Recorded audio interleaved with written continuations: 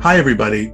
John Langan here, and I'm coming to talk to you for just a couple of minutes about my dear friend, Laird Barron. Patrick and Brennan have graciously agreed, actually, to have invited me, really, onto their podcast just for a minute so I can talk to you about Laird. I know a lot of you are concerned about him and want to know what's going on and what you can do. Laird's been very sick, as some of you know, for the last 3 months, and it finally got to the point that he went to the emergency room the other night. I went with him along with his partner, Jessica. He was admitted. He's in a hospital room right now, getting excellent care, and he is very sick. There are a lot of different things going on with him. Laird's a very private guy, and so I don't feel at liberty to discuss all of them. I can tell you that he's getting the conditions he's afflicted with are treatable, and he's getting treatment for them, and he's improving. But there are some things that immediately need to be taken care of, and then there are some things that are going to require longer-term treatment. This is it's a big deal, and thank God that he went to the emergency room and didn't let it go any longer. The big wrinkle in all of this is that Laird doesn't have health insurance and supports himself purely through his writing. If you know the American health system, you know that not having insurance is really bad. And it's one thing not to have insurance and to get somewhat sick when you're 20. It's another thing when you're no longer 20. None of us are as young as we used to be. So we're working to do a number of things. One is to help to defray the medical costs that Laird has already incurred. Also to have an eye towards the medical costs that he's going to incur. Ultimately, we would like to get him set up with some kind of health insurance. It would be great if moving ahead he was covered, so the costs for the future treatments that he needs will be provided for. A number of you have contacted me and have said, "What can I do? I'd love to contribute money. What can I?" So Mike Davis and myself set up a GoFundMe for Laird. I say myself, but really Mike did all the work, and he deserves full credit for that. The response right now at 10:02 in the evening, my time, Eastern Standard Time, has been astonishing. People have been amazingly generous, and people have given. There has been no donation too small. People have given $5. People have given a lot more than $5. But you know what? Every little penny counts, because it's going towards helping out Laird and helping him in this situation. And not just the money, but the expressions of support that people have put out there for Laird, the expressions of gratitude for his work. They're really heartwarming. He's still a little out of it at times, so it's difficult to read everything to him. So I've just been, when I go to visit him, I've been passing along, "Hey, this person says that," and obviously he's quite moved by that. So I guess what I would say is thank you so much for your support. Thank you so much for your tremendous generosity when it comes to the Kickstarter. If you find it within your means and your inclination to continue to contribute to it, that's terrific. At the very least, if you could spread the word, continue to share news of the Kickstarter, that would be terrific. We're going to get through Laird. We're going to get Laird through this. It's going to take some time. It's going to take some persistence. It's going to take some grit. But Laird has persistence and grit. He's the stubbornest person I know, which is part of the reason that we're here. But we're going to use that. We're going to turn that around and use that for good. And we're going to get him better. And he's going to continue. He has some really exciting projects, like sort of in process for the next year. And those are going to come out, and there's going to be more. He's going to do more stuff as well. So thanks so much. Love, gratitude, thanks to everybody. And I'll continue to update on Twitter as I know things, and social media, in general, as I learn things. But thanks again for all your help and for all your good wishes and support for Laird. And hang in there. And thanks to Patrick and even Brennan for lending their support to this and letting me come on here.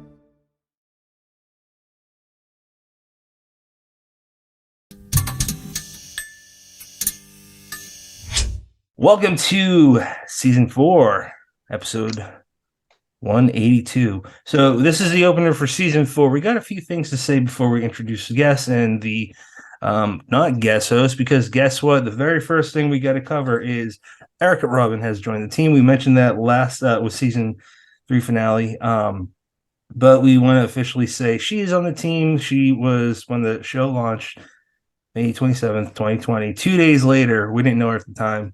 She made an article about us, and me and Brennan thought that was the coolest thing. And long story short, that actually blossomed into a really cool friendship.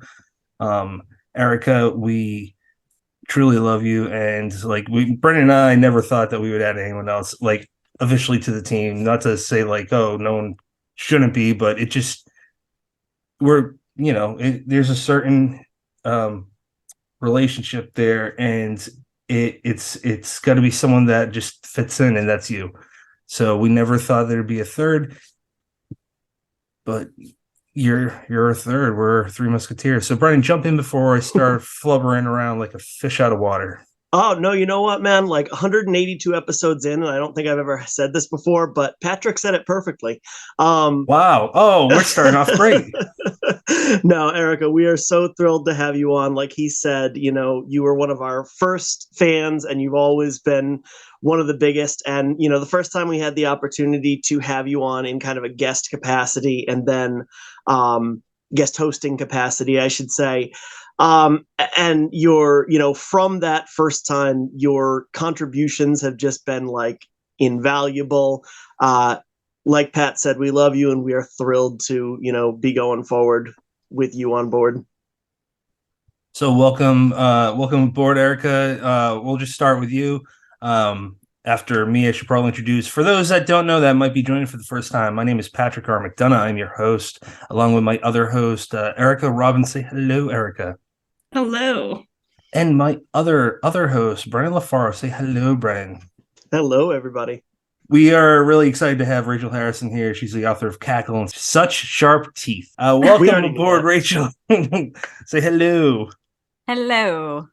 How are you? We're great. Rachel, what got you into horror? It's been a long journey because I'm terribly afraid. I'm a very sensitive person. So I remember when I was really, really young, my mom showed me Alien and Aliens and Jaws when I was really, really young.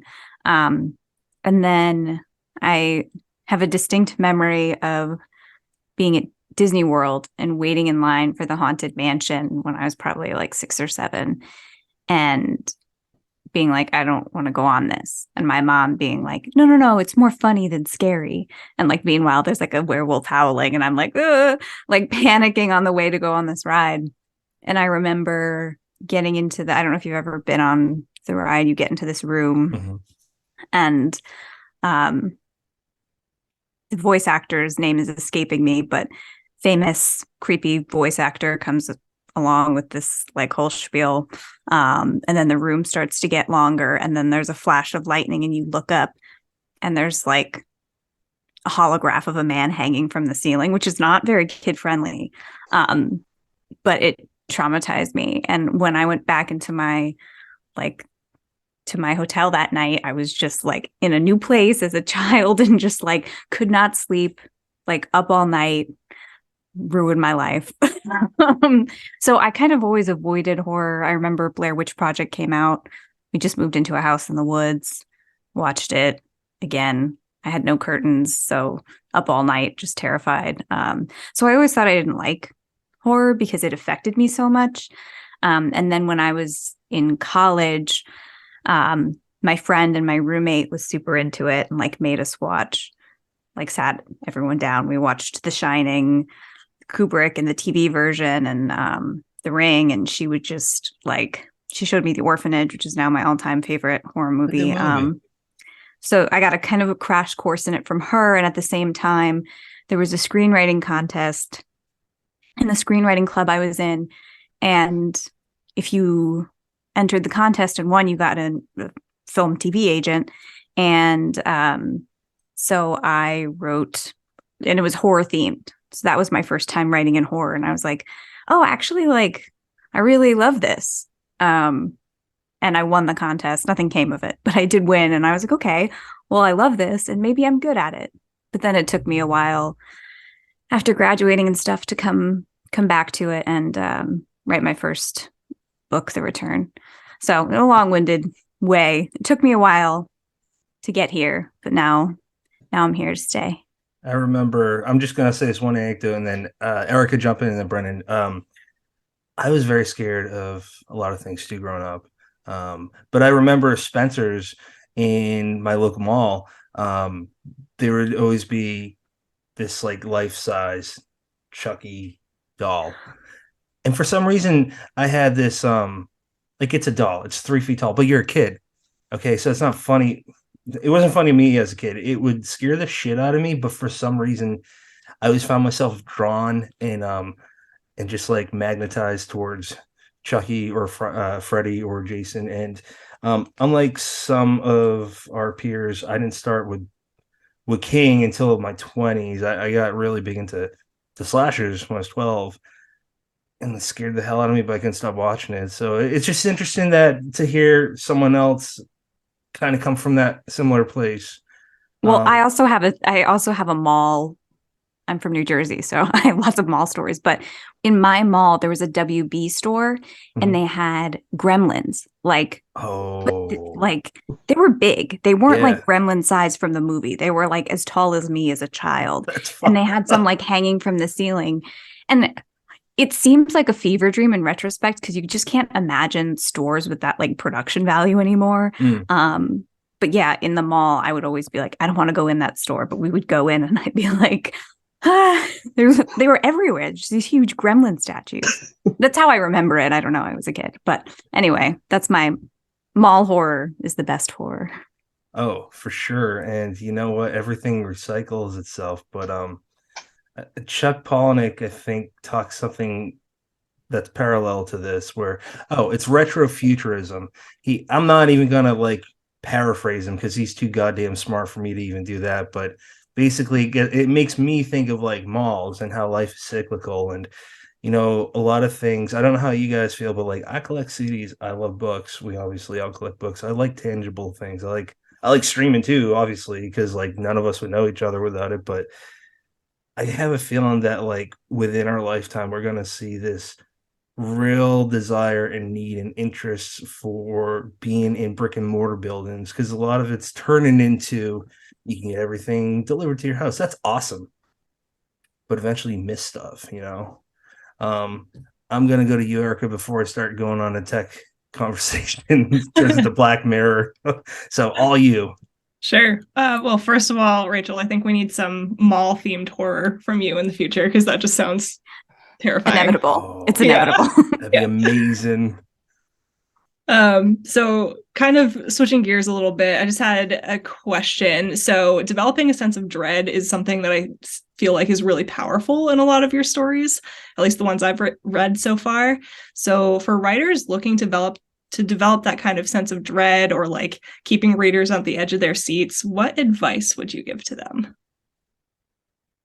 That's a good question. I actually took a workshop about developing dread a really long time ago, I think through Tin House.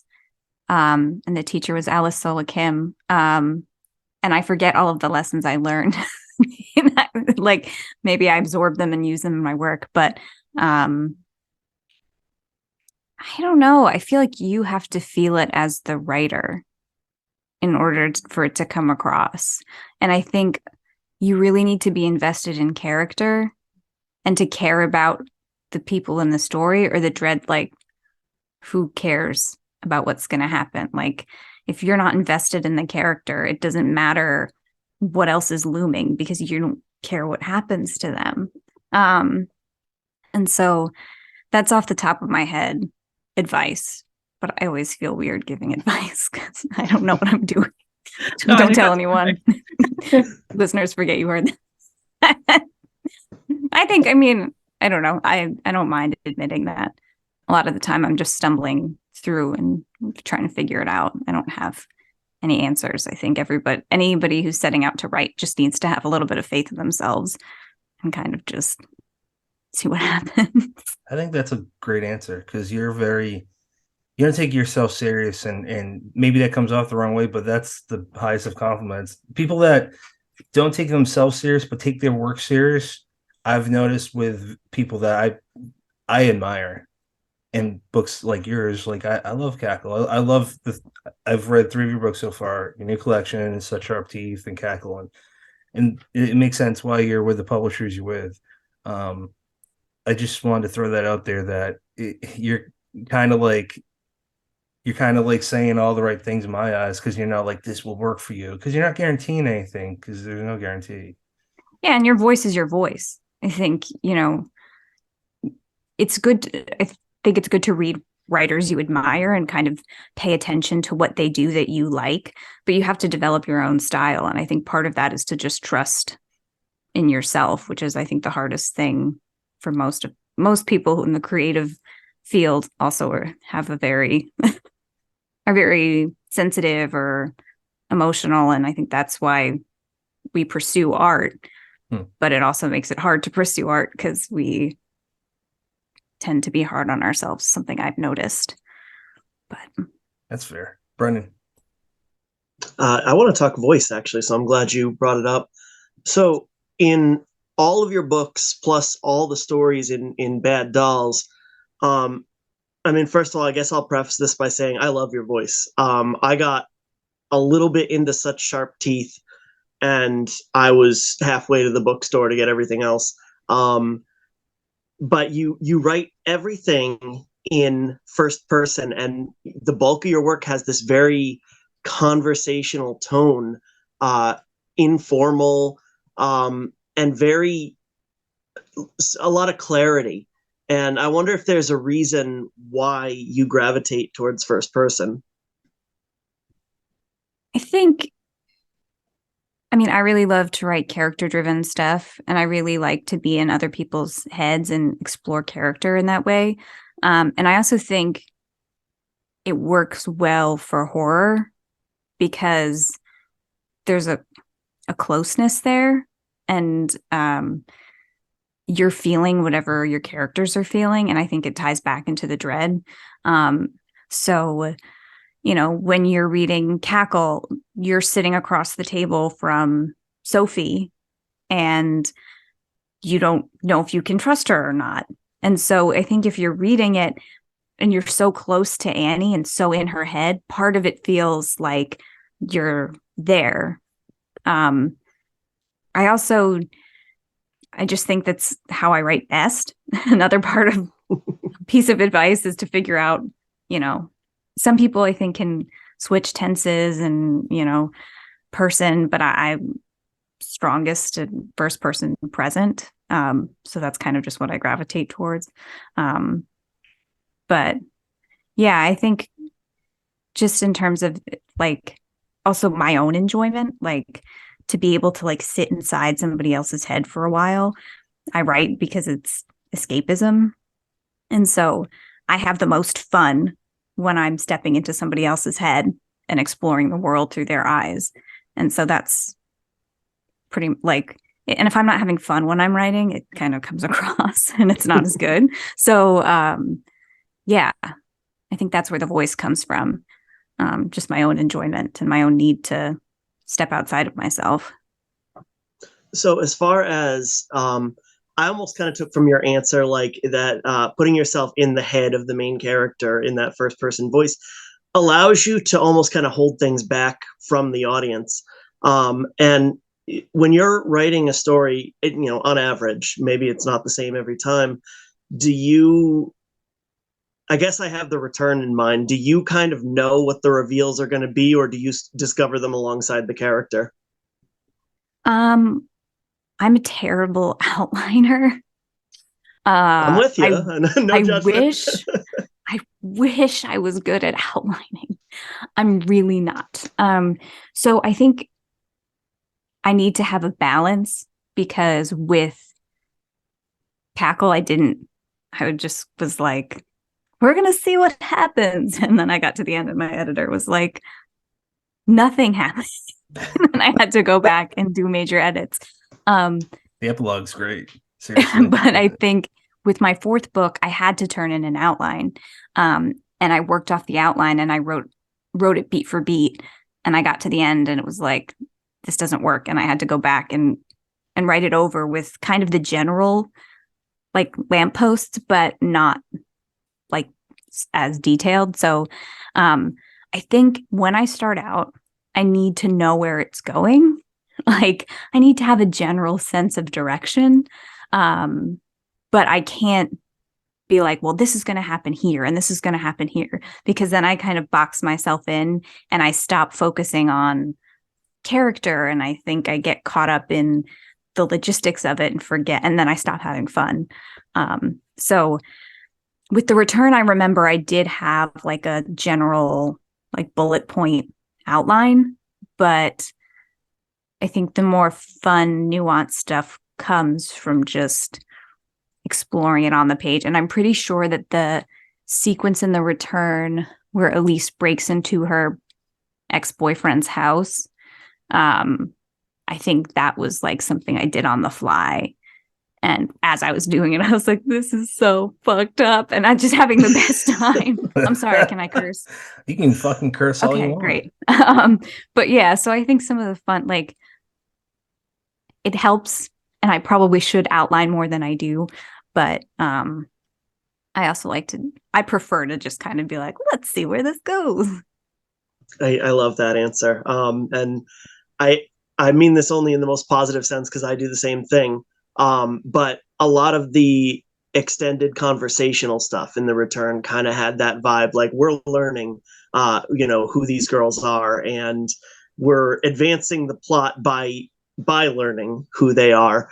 And I got that sense that if it was a book that was like fastidiously outlined, we wouldn't have had those moments. I wonder if we've talked to people, and Joe Lansdale comes to mind, who don't generally outline, but at points in their career are required to outline in order to get that next book through. And he says, he'll write the outline, and then if he sticks to it, he sticks with it, and if he doesn't, fuck it. Did you feel like you were like absolutely beholden to that, or did you feel like you had a little bit of freedom? It was my first time doing it, so I initially felt beholden, but I turned in the draft that was like beat for beat to my agent, and she was just like, she said, like, I don't see you in it, because it, like, usually I'll have like a hook, like I'll come up with this like, that's a cool, like, with such sharp teeth, like, I want to tell a lady werewolf story, but then I need to meet Rory, like I need to meet the right person to tell that story and find the right voice, or else like I've gotten 30,000 words into a draft of a novel, which is like a cool idea, but like I didn't find the right voice, and I didn't outline, and I didn't think it through. And then it kind of like, I run out of gas halfway, and I'm like, oh, this didn't actually work. So I think initially with book 4, when I drafted it, I only had the concept and I still didn't know who the character was. But when my agent was like, I think you need to like revisit this, and she made a suggestion and something just clicked for me. And then I went back in and I knew my protagonist for book 4. Her name's Vesper. I knew her. I met her. I was like, all right, we're doing this. I sat down. I was in her head, and it worked. So now I forget the started. Is that answering your question? I forget where we started. Yeah. No, you said, my question was basically, did you feel like absolutely obligated to right. You kind of answered it right off the bat. So yeah. So I was afraid when I turned in the draft to my editor, I was sweating, because like I was like, I don't know if she's going to be like, this is nothing like the outline, but generally it still hit. Like, it wasn't like I turned in a completely different book. It was, the concept was still the same. The arc was generally the same. So, but I don't know. doesn't get easier. Turning in a book never gets any easier. I got a question from Chance. I want to read it before we get too into the episode. Chance Forshee, host of Terrifying Tomes of Terror. I would check that show out. He's a friend of our show, and Rachel was on last season. It was really good episode. I learned a lot about you from that too, which made me like even more because like I don't know about you guys, but like when you like the person, like not saying like you're gonna be best friends, but if you can be like I find an attraction to them. They're bubbly, they're nice, whatever it is. It makes me want to read their work even more. So you being a good writer just kind of fuels that even more so. But Chance said if she had the opportunity to turn one of her stories into a stage show or musical, which story would it be and who would you cast? That's a great question. Thank you, Chance. Stage musical. I think The Return and Bad Dolls wouldn't work as a musical. So it would have to that would be funny though. Bad Dolls would be funny as a musical. I do want to see The Return get adapted so badly just for the set, but probably Cackle would translate best to a musical. Move over, Wicked. That's what I was thinking. Cackle to Broadway. Maybe that would be too much competition. And who I would cast. Cackle's fun because I get a lot of fan casting for Cackle. Stephanie from Books in the Freezer said she envisioned Jennifer Connelly. Mother Horror, Sadie Hartman said she sees now I can't remember her name. Kate. She's in all of the Flanagan shows. Oh, Kate Siegel. Yes. She sees her as Sophie. So yeah. Something like that. That would be fun. That was a fun question. Thanks, Chance. I really like what you did there too with Cackle. Just how you got a lot going on there, but you basically and let me know if this is spoilery. I don't think it is, but you basically do this small town horror, which you expand and we get to meet these people, and it's really nice and feels like a small town. You're also playing with someone in their romantic relationship with an ex, and you do really neat things with that in your books because they're funny at times. Like you'll come out of nowhere and just say it could be like a quote unquote dinner table conversation, then you'll just throw in like a sex topic, and I'm like, that's funny as hell. I didn't see that coming. Because it's real life. That's how real conversations go. That's what I love about it. And also, I really loved how you were just kind of doing the mentor thing. I mean, I don't know if that was what you meant to do, but like, I felt like Sophie was her filling the void of not having a great dad and the loss of her mother and having friends. So it was kind of neat. And I love Ralph. Not going to say who Ralph is, but especially for a book focused on a witch and how you only say the word like 1 or 2 times. You're the only person who's pointed that out to me, How even though it was intentional. Yeah. Really? I'm glad you noticed because I was very strategic about it and no one's ever said anything. I'm glad that you picked up on that. Well, because I wanted it to be powerful when I used it, so I couldn't use it any other time except for when I used it. So I'm glad that you picked up on that. Because, okay, think about it, because I'm not going to say the words, but like think about the worst words you could call a person. And we all know what those words are. Whatever, the razor sex or whatever, there's certain words that you know what they are. And I'm not explaining this to you, Rachel, but to people that might be interested in Cackle. But you know what the words are, and you don't have to say them. And I mean, Cackle, it's a witch book. We know that. But like when they actually said in a moment between 2 people that love each other, that hits real hard. And I thought that's why I was like, it's a very unique book, and it would work very well on the stage. Do you have, I don't think you said it, but do you have a specific actress for Sophie that you personally would like to see? Into the character that I had was, have you ever seen The Favorite with Rachel Weisz and No. Emma Stone and Olivia Colman? I haven't seen that. It's like I've it's zany and weird, and it's about Olivia Colman plays a queen, one of the queens of England, one of the many. And she's kind of in declining health. And Rachel Weisz plays like her very close confidant. And then Emma Stone kind of comes in, and there's like a competition between Rachel's character and Emma's character for like who's going to be closest to the queen. It's really strange and really fun. And Rachel Weisz in that was kind of my into Sophie. There's something about her that I feel is very Sophie-esque. And I feel like if I ever met her, I would just be like, like, do I like bow? Like, she just has like a very like powerful way about her. So that would be my answer.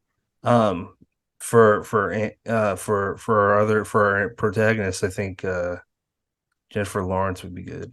That's just I just like her. And she's she's got a little bit of the like self-deprecating humor down. Yeah, for sure.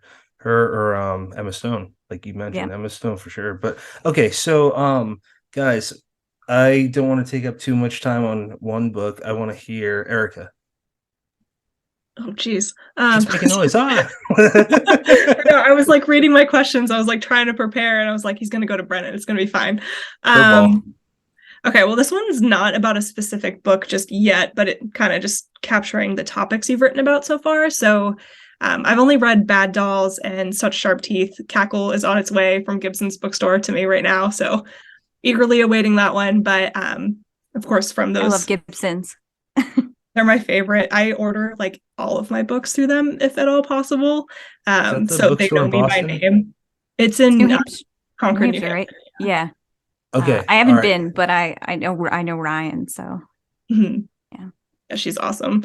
I almost feel bad every time I put through an order because I'm like, me again. But yeah, they're fabulous. Pat, when you come to New Hampshire, you got to go visit for sure. Tara and I love North Concord. I went there all the time as a kid too. The White Mountains is beautiful hiking area. So yeah, I love that area.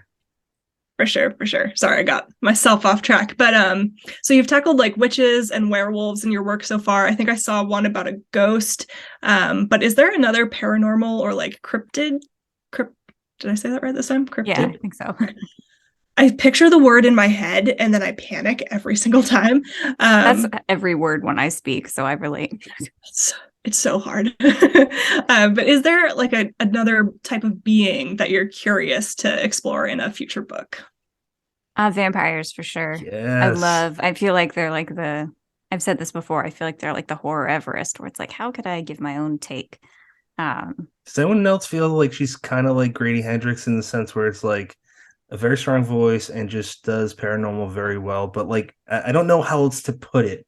I really don't, but you and Grady Hendrix for me are just not comparing the two styles or nothing or skill set or whatever. I'm just saying like you remind me of him a lot. Oh, thanks. It's a high compliment.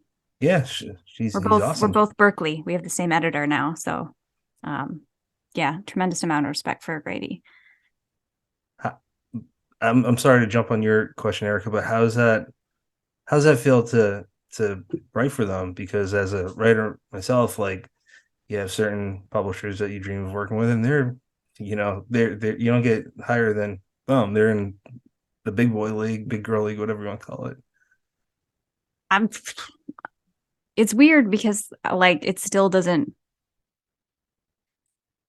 never really sunk in for me. I think maybe because like everything happened and then it was the pandemic and I moved and I had to leave my job, and then I was kind of like in a new place, and then The Return came out in March of 2020, and I just like everything is different, so nothing is. It was just such like a massive period of change in my life. So I'll have moments where I'm just like, this is my life. I think it really happened this year for the first time when I got to like go to events and meet other authors.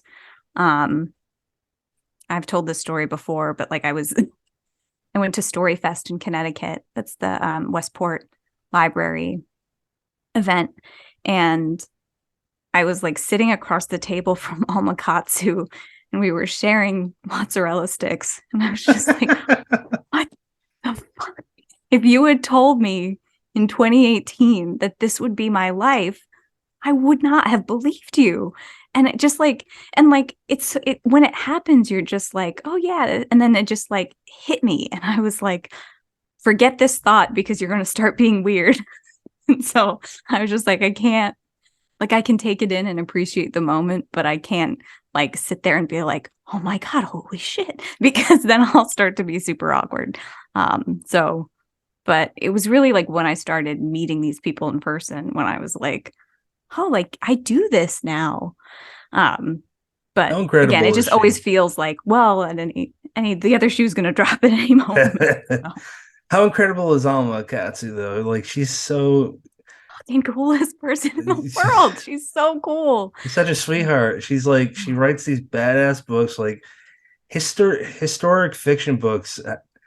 I kind of feel like a snob about it. Like I love history, and if it's not done right, like it's cringy to me. And I'm not gonna go online and start blasting an author, but like as a reader, like you really got to be confident and know your shit. And she is like, she's very masterful at it. Yeah, she's just one of the best. She's also really nice. So that helps.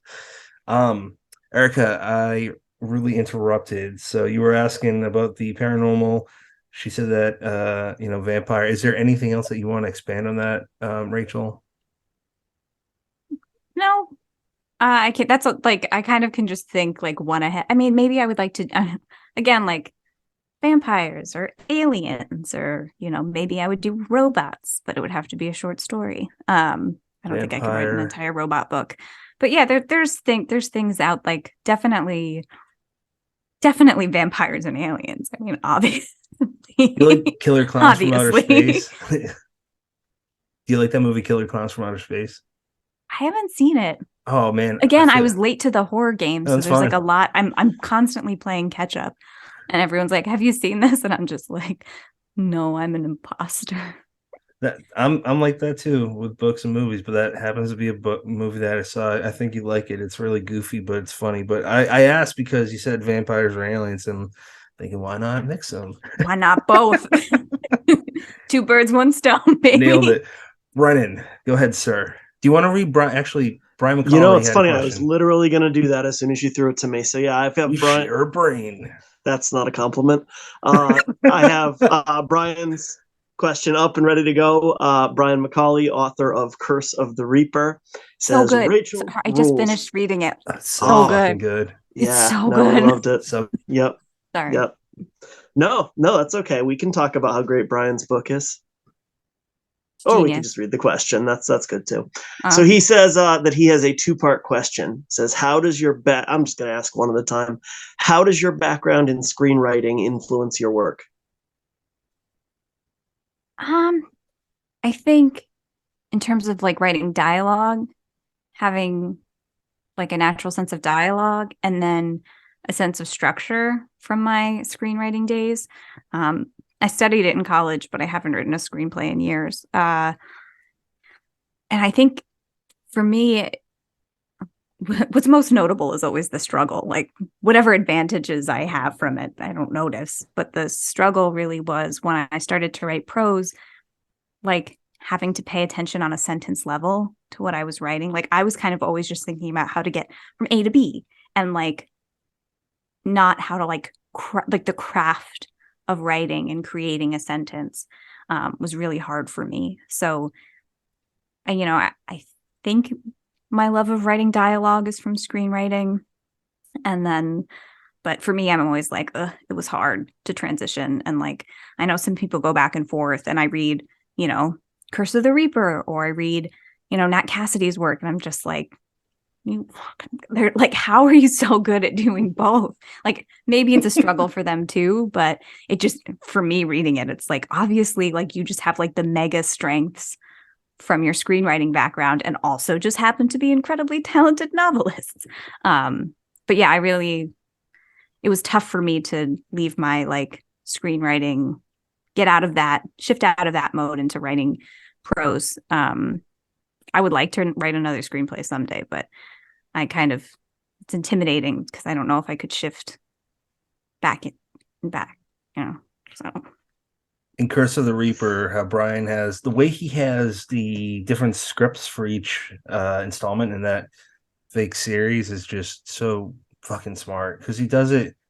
It's purposely done in like a cliche way, and the commentary. They're so funny. Yeah, right. And they punctuate every the pace of which he puts them in, and it's perfection. Yeah, and it parallels what's happening in real time too, which is so cool. And it also adds suspense because like they'll come, you'll be like, oh, what's happening? And then it's like, now we're shifting back into the screenplay. And so but like it still feels like a little treat to get like those when you get to that format, even if it's on a cliffhanger, you're like, oh, now here's a scene. Yeah, it's not and it has the screenplay format, so it flips real quick. Yeah. And how it ends in space with the last installment, like that's fucking great. The moon door or whatever. And they get sucked out. Sorry, no spoilers. Well, if you haven't read the book, I don't know what you're doing. You need to go. You deserve those spoilers. Yeah. All right, Brian's second question. How rough. does your background in Jersey influence your work?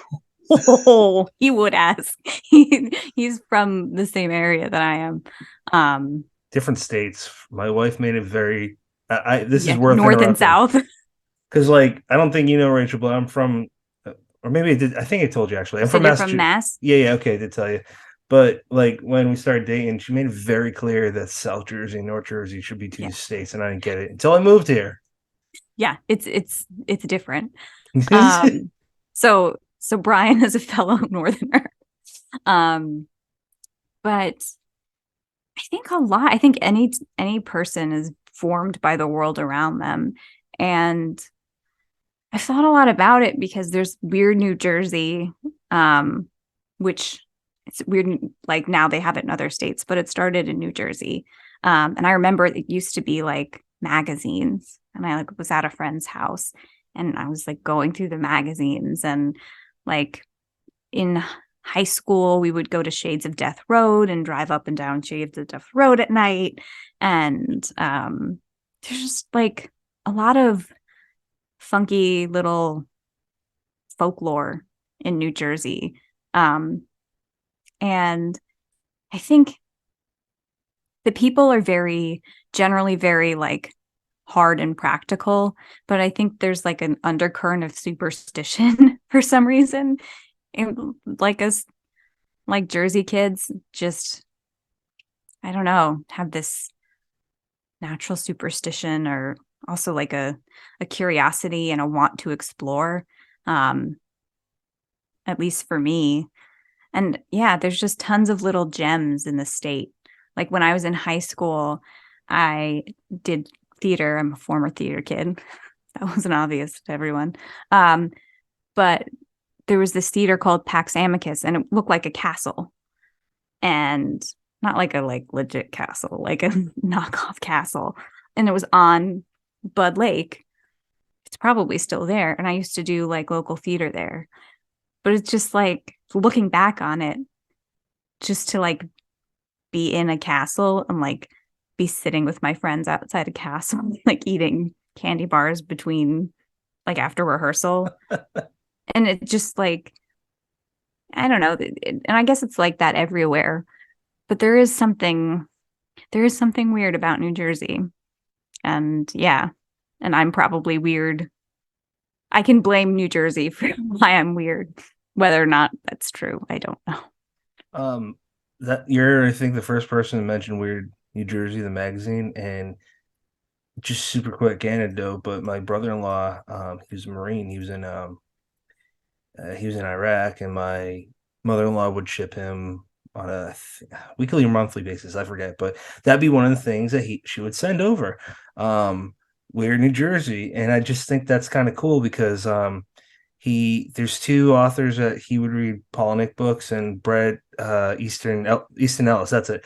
He'd read those guys and Weird New Jersey, and I just thought that's so like that's really strange to think about because that's right before the time when the technology got kind of close to the social media of today. That's before like you could really communicate super quick, and he's over there, he's a kid fighting in some crazy ass war in a desert, and he's just trying to have a piece of his home of New Jersey with him. So I thought you would appreciate kind of that. That's kind of neat. Brennan, is there any final questions that you may have for Erica that you may have?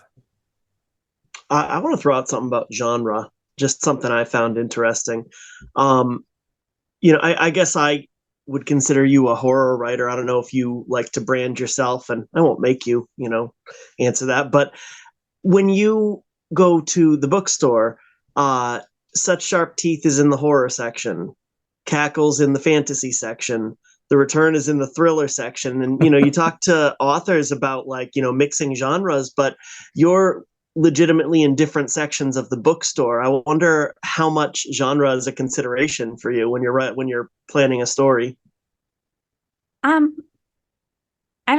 Probably shouldn't be, but I'm a little sensitive about that. I consider myself a horror writer, or speculative fiction, but I guess I could see how The Return could maybe be considered a thriller, but it's like, to me, it's a horror book, and to me it's the most like firm genre book that I've written, where to me it's the scariest book I've written.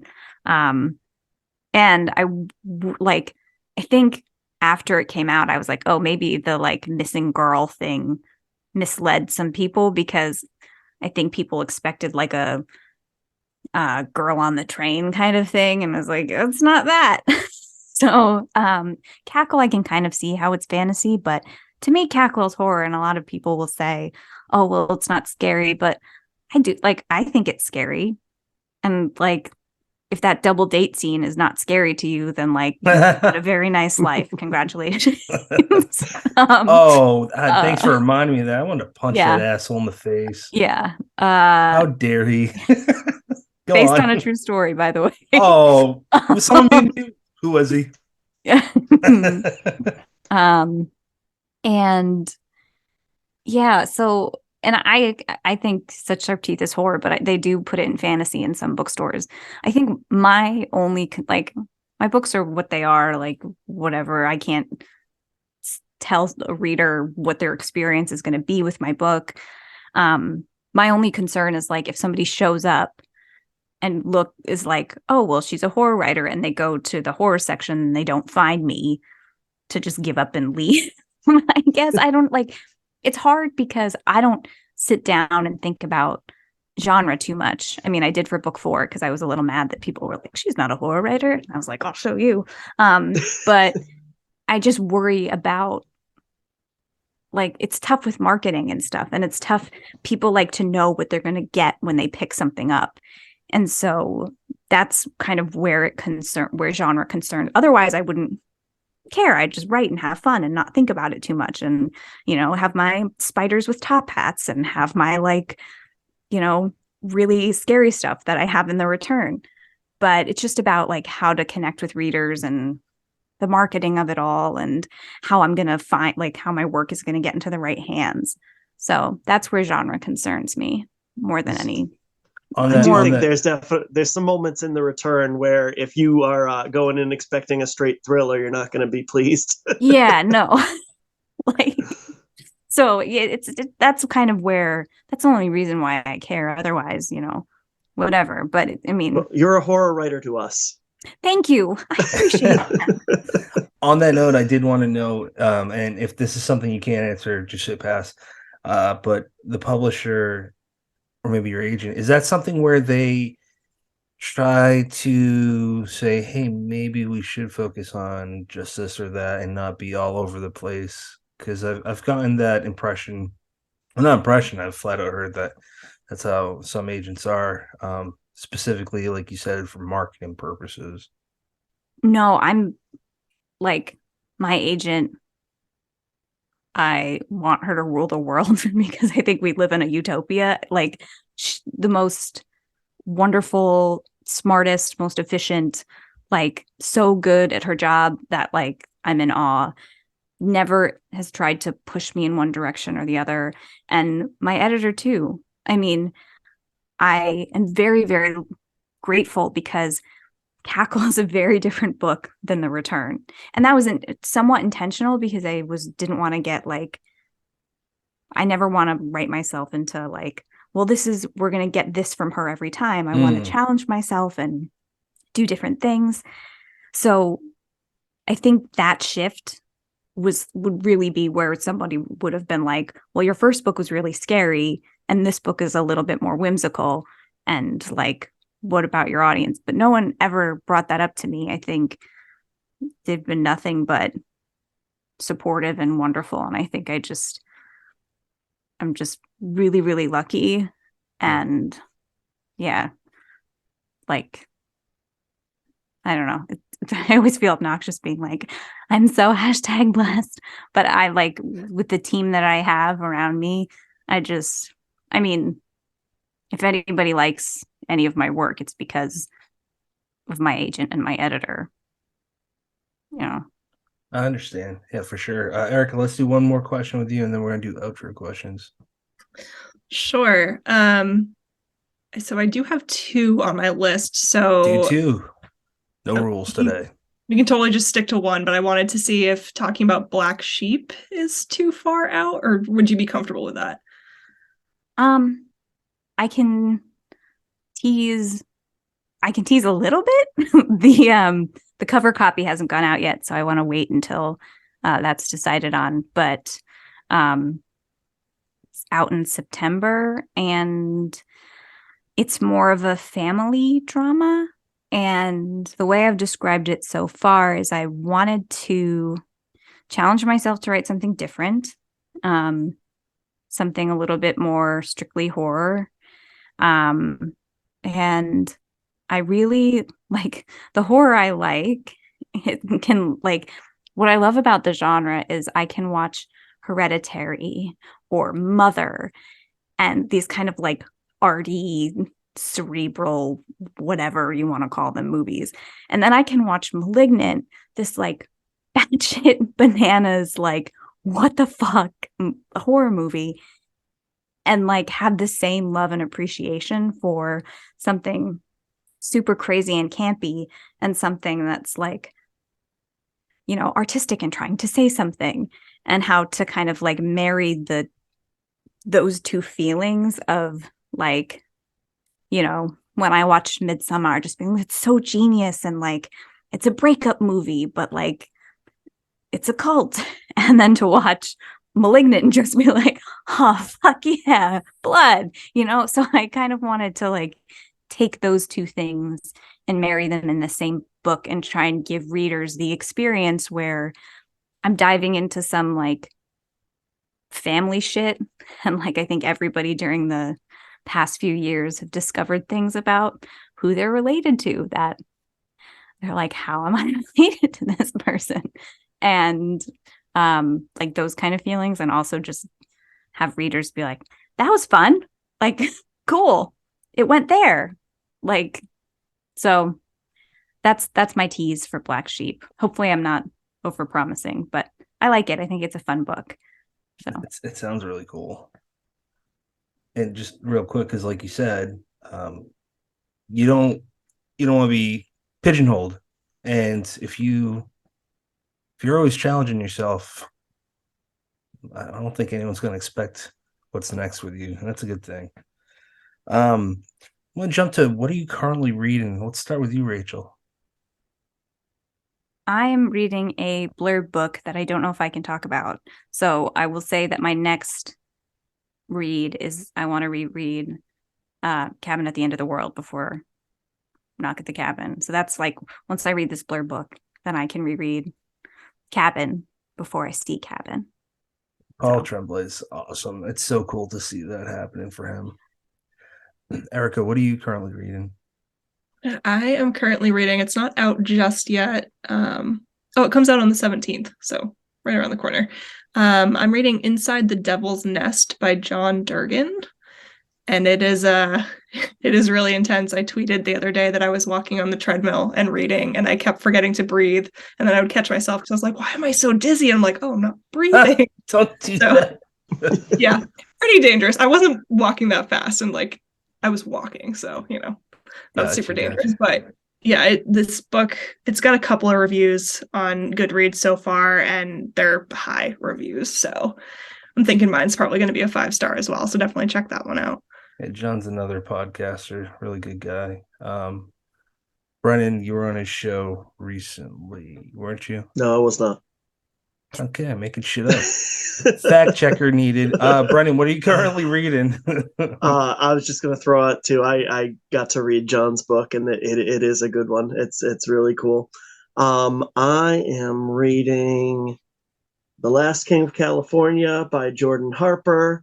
It is kind of I'm gonna say sidequel to She Rides Shotgun. Okay. Basically, it takes place in the same world. It references events from the other book, She Rides Shotgun, but they don't. The two stories don't directly impact each other. Did you make up that term? I've never heard it before. I have no idea if I made it up. Right. I will not take credit, but it's good. He's got such a great prose style. I just finished his other book, Everybody Knows, that comes out this month. And I will sign up for anything Jordan Harper puts out. I am also a little bit into Lost Souls by Poppy Z. Bright. Kind of it's vampires. It's New Orleans vampires, but definitely done in a way that separates it from the pack a little bit, as only Poppy Z. Bright can do. Pat, how about you? So I'm actually starting Jordan's audiobook for Everybody Knows. It's, like you just said, a book coming out. I haven't read it yet. The audiobook comes out tomorrow. We're having them on, Jordan Harper with guest host Eli Craner. He's the author of Don't Know Tough, both crime writers. They're really good. They're coming on in 2 weeks, so I'll be done with that by then. And then, like I said, I'm late to a lot of books and movies. Lord of the Flies, I've always wanted to read it. I never have. It was never signed to me in school. We had other books signed. It's just one, and it's got an intro by Stephen King, so I wanted to read it. I'm in the beginning, but I really like it. I want to get more into the classic books, not just horror, but like I want to kind of build up my tool chest. That's really it. So yeah, if anyone's listening, you got suggestions, please throw them at me. I would love to know, where can people follow you, Rachel? I'm on Twitter at RachFaceLogic. I'm on Instagram at Rachel Harrison's Ghost. I also caved and made a TikTok, also at Rachel Harrison's Ghost. I once upon a time was like death before TikTok, and then I was like, hey guys. Cut to a few years later. Well, when they were like, Twitter's going down, I was like, and I just made a TikTok. And my website is rachel-harrison.com. Why'd you pick that username, Rachel Harrison's Ghost? Well, it's more appropriate and professional than my Twitter handle, which was created drunk in a bar by my two best friends when I was like 21. So if I could change that one, I would make it Rachel Harrison's Ghost too, because it's on theme and a little bit more professional. And now I like it. My Twitter handle's on like my books, and it was created at a bar called Reunion in Hell's Kitchen in New York City, which I believe is still open. It's like a surf tiki bar, I think. I don't know. I don't remember. Isn't Hell's Kitchen nowadays like dominantly LGBTQ friendly? I think so. I mean, Chelsea, those neighborhoods. I mean, Hell's Kitchen, a lot of restaurants, a lot of like Broadway. People who go to see Broadway will go there to eat. I just know that it used to be pretty rough when I don't know. Oh, it's not rough. It's not rough anymore. It was like at least it wasn't when that. I lived there. Okay. It was very like want to go out drinking? You want to go to like a nice restaurant? We just went to the theater. We're gonna go get, I like Brooklyn. Manhattan was really anxiety inducing, but Brooklyn, I mean, the part of Brooklyn I went to was nice. Is Brooklyn? Do you remember where you were in Brooklyn? I have no idea. I We weren't lived in driving Brooklyn anywhere. for about a decade, so I missed it. Yeah, the late. I was also lived in Boston. There you go. I love Boston. The late great Peter Straub was in Brooklyn. His wife's there. His daughter they have the has a store bookstore there. Yeah. Yeah. Books are magic. Books are magic. Yeah. Yeah, stop at Books Are Magic. Say that dead Headspace. You heard about us or them. Don't say anything, actually. Fuck that. Don't mention us. Where can people follow you, Erica? I'm kind of scattered all over the place at this point, so probably the best bet is just to go to my blog, and I've got all those little social media icons. But my blog is just ericarobynreads.com. And where can people follow you, Brennan? Brennan LaFaro on everything. Nice, easy username. You can follow me at PR McDonough. Just Google it if you don't know how to spell my last name. If you're from Boston, you'll know. Like, seriously. Like, down in South Jersey, no one knows If how they to don't know how to it. spell your last name, how can they Google it? Just, man, I don't know. I think it's hard. It's late. We're going to start with final thoughts. Rachel, do you have any final thoughts?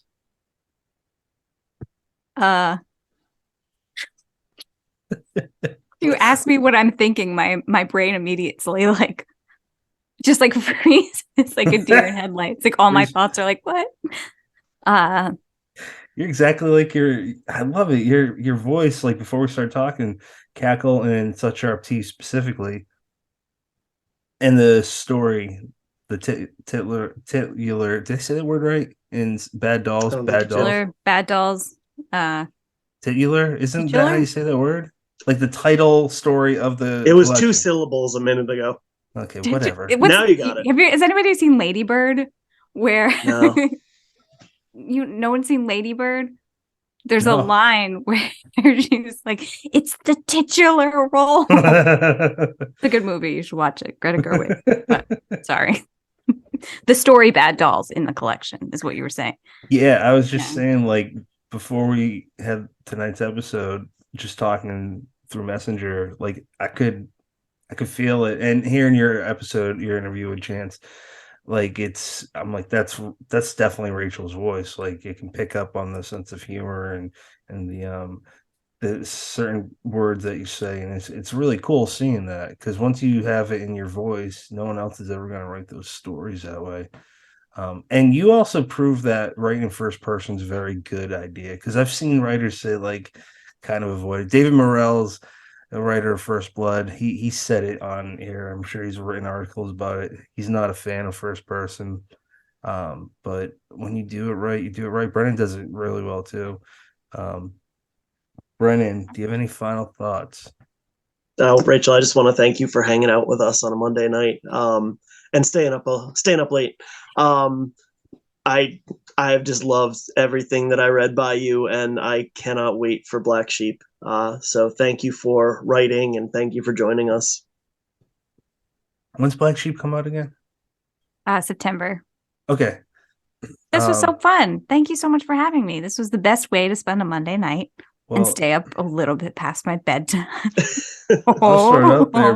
Black Sheep would be great. Going wild on a Monday. Black Sheep would be a good reason to get you back on. Yeah. I'm sure I'll be around. Erica, I hope. I hope so too. You're young and you're salt over the shoulder. I'll come on as Rachel Harrison's ghost if anything happens. Good plug. Yeah, perfect. Erica, do you have any final thoughts? Oh, I'm just glad I was muted for that, because I laughed really hard that I shook water on my desk. Like tearing up. I don't know why that hit my funny bone, but here we are.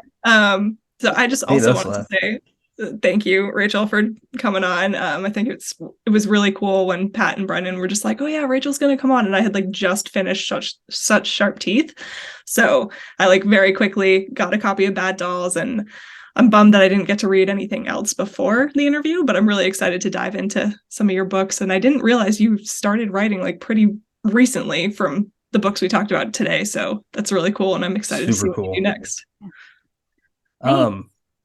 Such Sharp Teeth. Did you pick that title because of Little Red Riding Hood? The title came later. The original title was Meet Me in the Moonlight, but they said it was a little bit too romancy, which is probably true. So I had to come up with some other ones, and the title's in the book at like a, not just a spoiler, so it's just at an important moment in the book, and so Sure, yeah. I pitched that one, and that's the one that stuck, and it's impossible to say. So you're welcome, everybody.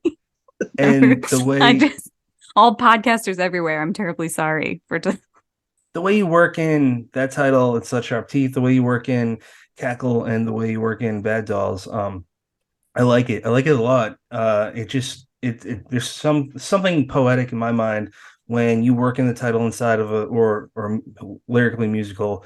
When you do that, it was really neat how you work them in. My final thoughts are that I appreciate you being on the show. We do want you back for Black Sheep, and we're very excited to catch up on your entire bibliography. You're a really easy writer to read, and it's not a knock on anyone else, but like there's some writers that have a very lean writing style, and that's for sure you. Plus, you're funny. You're Chance Forshee kind of related you to oh man, Josh Rubin. That's it. He said that there's a similar style there, and I agree. The horror, the comedy, how you really punch it up in Cackle when you punch it up with the transformation scene. I'll leave it at that. And Tyson, hopefully to some, he did it well, and it's super gross at parts, and it's fucking great.